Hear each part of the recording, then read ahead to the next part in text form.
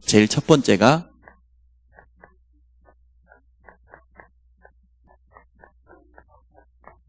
갈보리산 언약입니다. 갈보리산에서 주님이 뭘 했다는 겁니까? 오늘 그 응답을 우리가 확인하는 시간 되기를 원합니다. 우리 산업인들은 한 달에 한 번씩 우리가 예배를 드리지만 산업선교 메시지 어제 걸 잘 들어보십시오. 그리고 매달마다 나오는, 매주마다 나오는 산업선교 메시지를 놓치지 마시기 바랍니다. 어제는 가이오에 대해서 나왔거든요. 가이오를 향하여서 첫째는 전도자의 자존심이었다. 유대인들이 초대교회를 그렇게 비판했지만 가이오는 손도 못 댔어요. 가이오가 그만큼 영향이 있었다는 것이고 또 중요한 관직이 있었다는 거죠. 그래서 유대인들과 제사장들이 초대교회를 마음껏 핍박하면서도 가이오는요 건들지도 못했어요. 가만히 있었어요. 그리고 교회의 보호자, 세 번째로는 렘넌트의 발판. 가이오가 왜 어떻게 이런 응답받게 됐는지 일단 주님의 공생애 사역에서부터 함께 응답받은 사람이 분명해요. 공생애를 오늘 내가 중고등부에 소개했는데요. 33년 동안 예수님이 이 땅에 육신의 몸을 입고 계시면서 30년 동안은 사실은 거의 목수 요셉의 아들처럼 사셨죠. 근데 나머지 3년 동안을 공생애라 그러는데 공생애란 말은 개인 생애의 반대입니다. 개인적인 삶을 사는 게 아니고 공적인. 저 공무원들이 공적인 일을 하잖아요. 그러나 3년 내내 그렇지는 않잖아요. 예수님은 나머지 3년 동안은 그리스도로 오신 그 사명을 온전히 감당했다 그래서 공생애라고 합니다.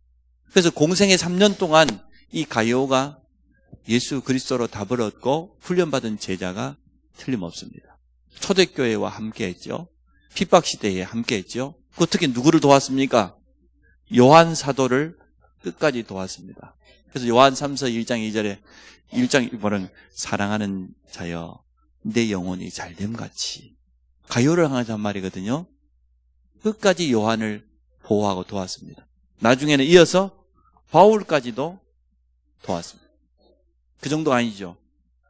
나와 모든 교회 전도자의 식주인 이라는 응답을 받았습니다. 그래서 영원히 지워지지 않는 생명책 하나님의 성경 속에 그 이름이 올라와 있는 겁니다. 로마 복음화까지 같이 동참했던 그런 인물이었습니다. 12제자와 같이 공생애 때 부름받아서 훈련받아서 초대교회와 함께 로마 복음화의 그 응답까지 함께 누렸던 식주인 가이오와 같은 그런 응답을 우리 모든 산업인들이 누리시기 바랍니다. 일단 그러려고 하면 그리스도로 답을 내야 돼요. 그리스도로 결론 내야 돼요.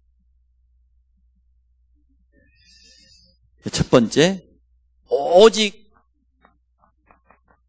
그리스도여만 하는 이유가 뭡니까? 왜 우리는 그리스도로 답을 내야 되고 결론을 내야 됩니까? 자, 오직 그리스도여야 될 이유가 뭐냐 그러면 모든 문제의 근본 원인을 분명히 알고 있기 때문에 그렇습니다. 근본 원인이 뭡니까? 벌써 창세기 1장 2절에 보니까 흑암, 혼돈, 공허 이렇게 표현되었습니다. 이 세상이 창조되기 전부터 벌써 흑암은 존재했다는 거예요. 그래서 요한계시록 12장 1절로 9절에 보면 잘 설명되었어요. 특히 9절에 보니까 큰 용이 내어 쫓기니 햇뱀, 마귀라고도 하고 사단이라고 하는 온 천하를 유혹하는 자. 그만 쫓겠습니까? 그의 밑에 사자들도 함께 쫓겨났다고 했어요. 그래서 우두머리인 천사장은 사단이 된 것이고 그 밑에 있는 천사들은 타락한 천사들은 악한 영이 된 거죠. 요한계시록 12장 9절에 분명히 설명되어 있습니다. 그래서 집에 가서 한번 확인을 해보시기를 바랍니다. 에스겔서 28장에는 이렇게 설명되어 있어요. 두로와 시돈이라고 하는 이스라엘을 가장 괴롭혔던 두 나라를 예를 들면 설명했습니다. 하나님께서 이 천사들이 우주의 천사장을 아주 지혜롭게, 아름답게, 큰 능력을 주어서 만들었단 말이죠. 그런데 시험받는 그때부터 불의가 나타났다고 그랬어요. 네가 너무나 아름다움으로, 네가 너무나 지혜로움으로 교만해졌다. 타락했단 말이죠. 그래서 쫓김을 당했죠. 내가 쫓기니 자기 사자들과 함께 쫓겨난 이 타락한 이 천사에 대한 내용을 설명했어요. 이사야서 14장 14절에는 뭐라고 되어 있습니까? 너 아침의 계명성이요. 사단을 갖다가 새벽에 그 빛나는 계명성으로 표현을 했어요. 그런데 어떻게 타락했냐? 지극히 높은 자와 비기겠다. 지극히 높은 자는 오직 하나님 한 분밖에 없잖아요. 하나님과 비기겠다고 하는 교만한 마음이 들어가서 타락한 겁니다. 이게 사단에 대해서 성경은 이렇게 분명히 설명하고 있습니다. 세상이 창조되기 전부터 흑암 세력이 이미 존재했습니다. 그래서 타락하여 쫓겼는데 왜 타락했냐? 아니, 모든 천사를 다스리는 권세와 영광과 아름다움과 지혜와 능력을 주었더니 그거 가지고 교만한 마음이 들어서 타락해버렸어요. 하나님을 대적하고 하나님과 비교해 보겠다고 하고. 사단의 이름 뜻 자체가 뭡니까? 대적자 그 뜻입니다. 대적하는 자, 마귀, 거짓말쟁이, 분리시키는 자. 인간과 하나님 사이를 완전 분리시켜 버렸습니다. 그래서 모든 근본 문제는 창세기 3장이지요. 하나님을 떠나버렸어요. 이 하나님 떠나버린 문제는 절대로 우리 인간 스스로 해결할 수가 없습니다. 그뿐입니까? 창세기 6장입니다. 노아 시대를 말하지요. 이제는 돈이 우선이에요. 그리고 육신이 우선이에요. 세상에 쾌락이 먼저예요. 육신에 빠져가지고 하나님의 언약은 놓쳐버리고 창세기 11장입니다. 바벨탑, 성공 우선주의. 하나님 모르는 세상 사람들은 여기에다가 모든 거 다 지금 걸고 있잖아요. 전부 자기 중심이에요. 물질 중심이에요. 돈 중심이에요. 성공 중심이에요. 하나님 떠나버린 인간의 모습이 이렇게 되어버렸습니다. 그러다 보니 이제는 이 근본 문제가 오래된 문제로 딱 자리 잡았는데 사도행전 13장 무속, 사도행전 16장 점술, 사도행전 19장 우상문화로 오래도록 개인도 가정도 한민족도 장악해 버려요. 어느 나라에 가보면 그 나라에는 우상이 모든 전국 곳곳마다 다 자리 잡고 있습니다. 너무 오래돼가지고 이게 일반 법을 뛰어넘는 그 권위까지 올라가 버렸어요. 그래서 대통령이라 할지라도 왕이라 할지라도 절대로 무너뜨릴 수 없을 만큼 그런 우상 문화가 수천 년을 내려오다 보니까요. 그게요. 그 어떤 권력보다 위에 자리 잡고 있어요. 종교와 우상이. 그게 이슬람이지요. 그게 불교지요. 그게 힌두교지요. 그렇게 돼버렸어요. 총리라 할지라도 절대 건드리지 못하는 그 정도 위치까지 가버렸어요.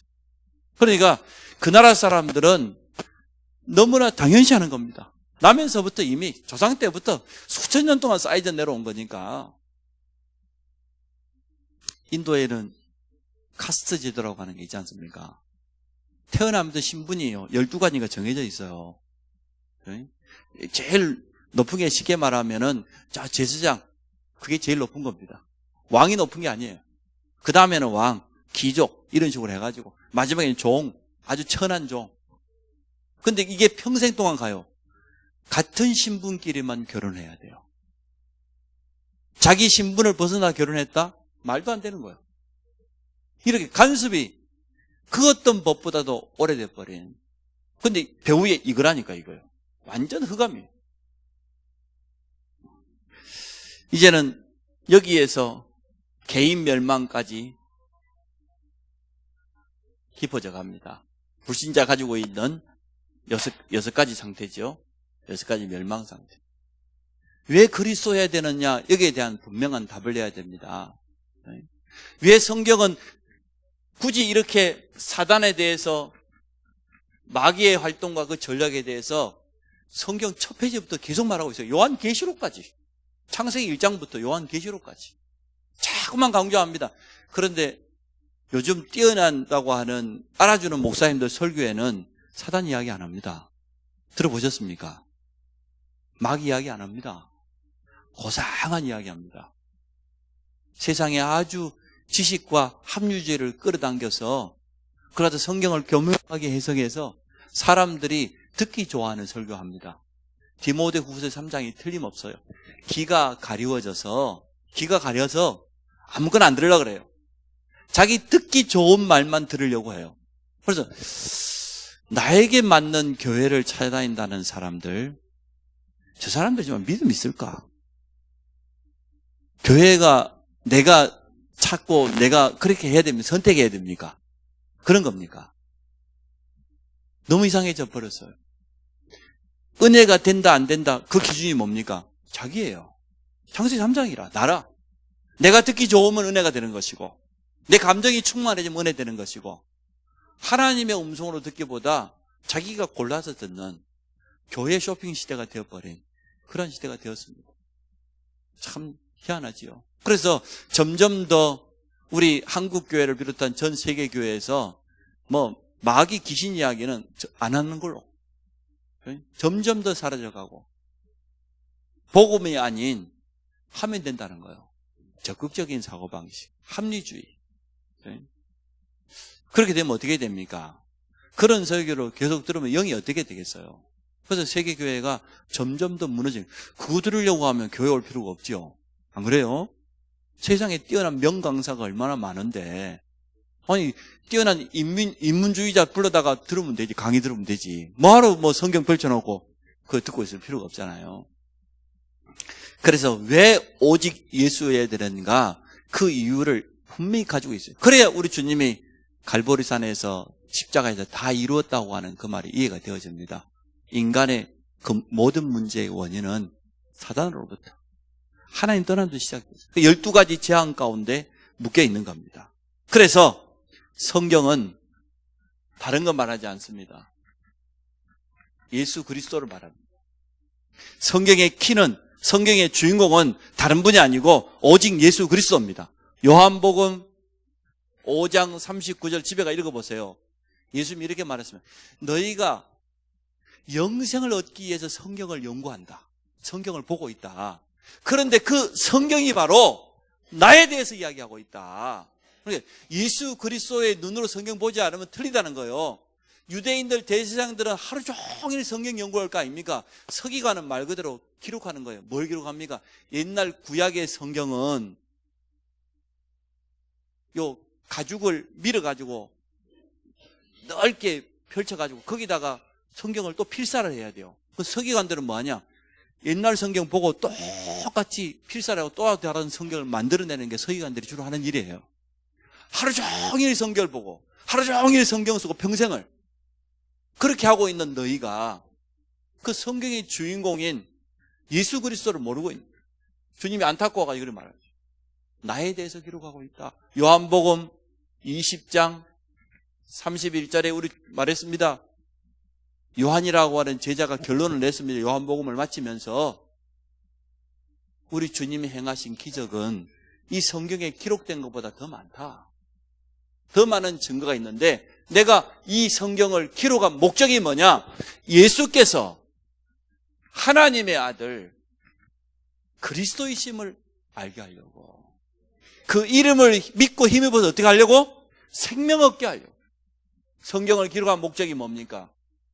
예수가 바로 그리스도다. 그분만이 우리의 유일한 생명이다. 그걸 깨닫게 하려고 성경을 기록했다는 거예요. 수많은 기적을 기록한 목적이 뭐냐? 예수님이 그리스도가 맞다는 그 증거를 나타내려고 기적을 기록해 놓은 것이 기적 그 자체를 알려고 하는 게 아닙니다. 우리가 모든 성경을 통해서 언제나 그리스도의 눈이 열리기를 축복합니다. 오직 위에 그리스도여야 되는지 거기에 대한 답을 꼭 내야 됩니다. 인간의 근본 문제는 그리스도 아니면 절대로 해결 안 돼요. 그래서 구약에서부터 계속 예수 그리스도만을 성경은 말하고 있는 거예요. 창세기 3장 15절에서부터 또 말합니다. 잊어먹지 말라고 또 말합니다. 중요한 사건과 일들 앞에서 또 강조합니다.